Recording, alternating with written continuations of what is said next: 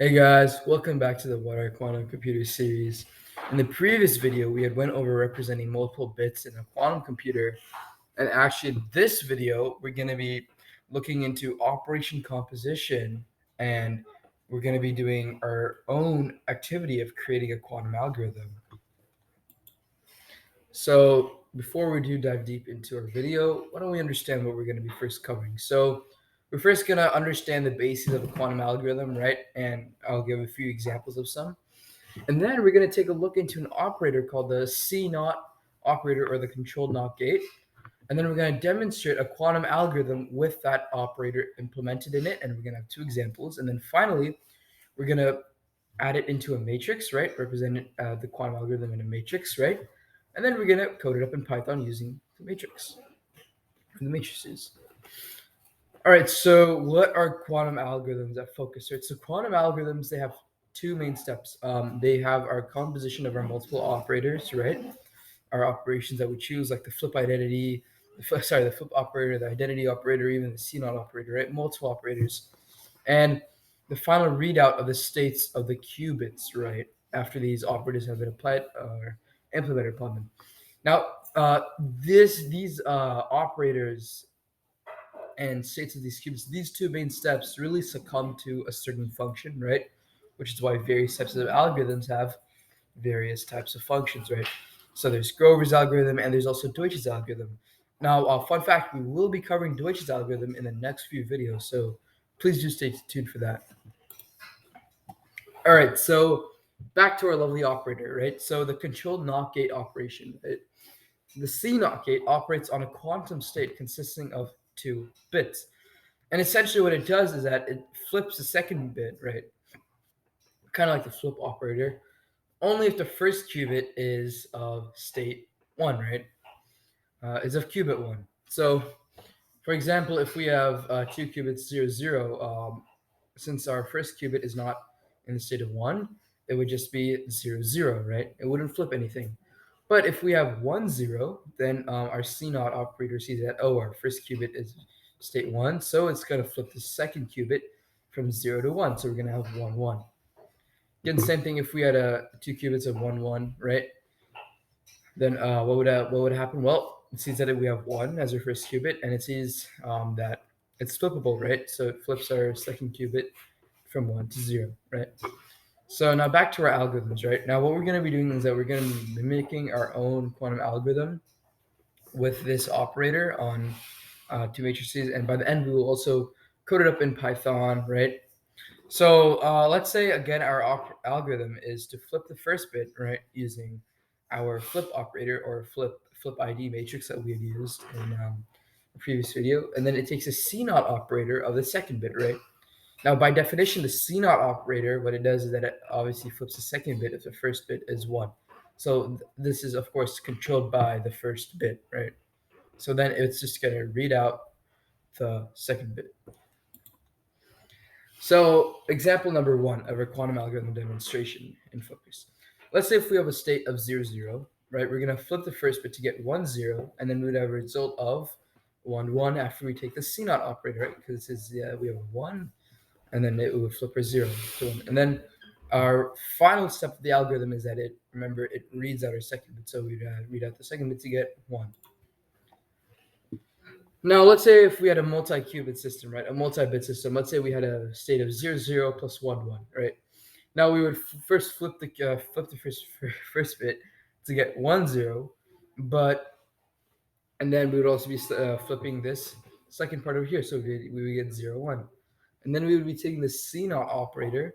Now, if you notice here, we have 1, 0 plus 0, 1. So really the C naught operator would just be applied on this first part here because the second part here, um, this qubit part is just 0. It's not 1, right? So we'd have 1, 1 because it flips this. This is it. We have 1 here, so it's going to flip 0. So we have 1, 1 plus 0, 1. And then again, both of our second bits would just be 1, right? So it reads out the second bit to get state of 1. Right, okay.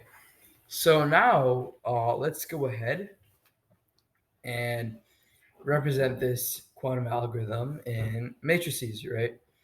So again, as I had mentioned, we would have two matrices. We would have a flip matrix and we would have our C naught operator matrix. All right.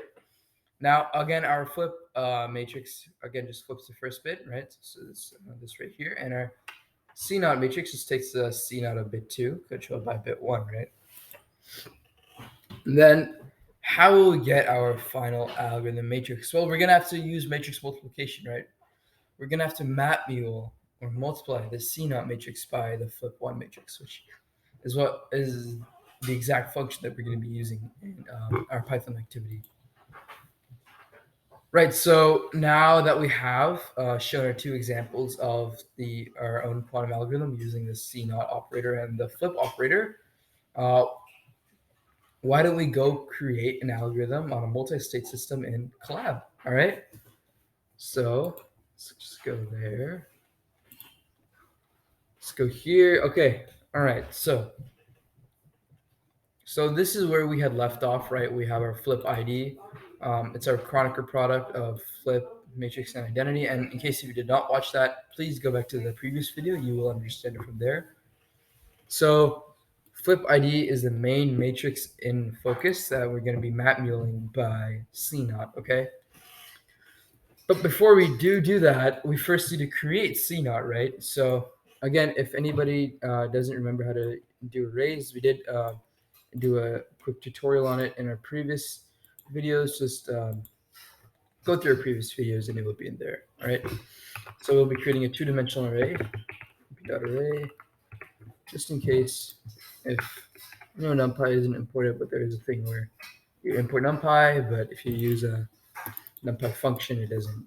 You get an error. So just import NumPy as NP just to be safe. All right, now we're going to be creating our 2D array. Okay, so so here we have the first array. Again, this array would just simply be our states. So we would have 1, 0, 0, 0. So 1, 0, 0, 0. Okay, so now we have this part, and then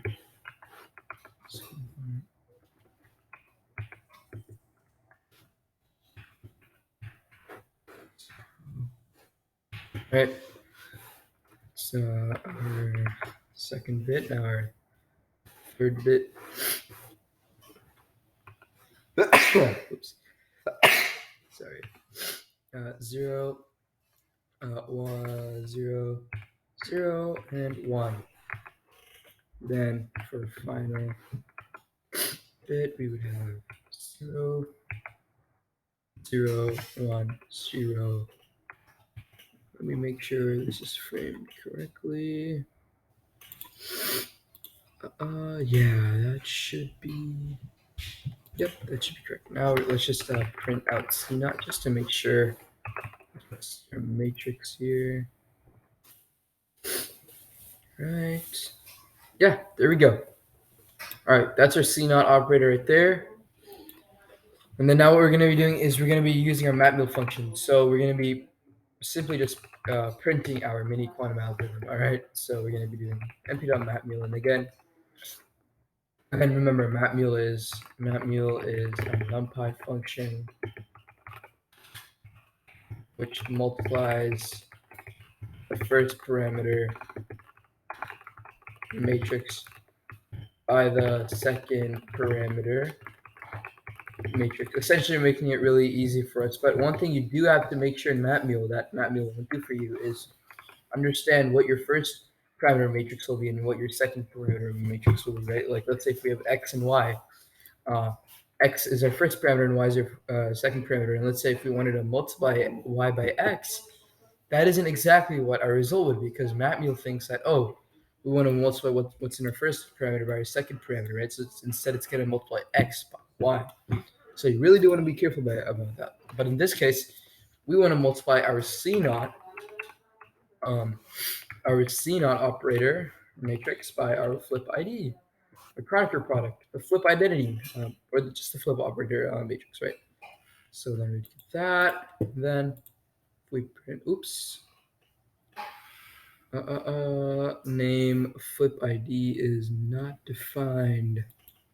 Okay, Well, that's interesting. Let you do this. Da-da-da. So we do have flip ID here. Okay. Why don't we just maybe see if this would work. Hopefully it doesn't say that flip is not defined. So, right. Then okay. So all right, so that now, and then we just need to print our algorithm. And boom, yeah. There we go. What happened was that this for some reason Python did not recognize flip ID, even though we did define it over here in this cell. So I just copy and pasted the operation we used to get flip ID over here. So don't worry too much about this, but just remember that this is how we found the Chronicle product of flip and identity. So we're map milling Signaut and flip ID to get our algorithm matrix right here, right? Yeah, so other than that, that was pretty much the whole premise of this video. But yeah, in the next video, we're going to be going over Deutsch's algorithm, part 1. So please do stay tuned for that. And I'll see you guys until then. All right, have a good day.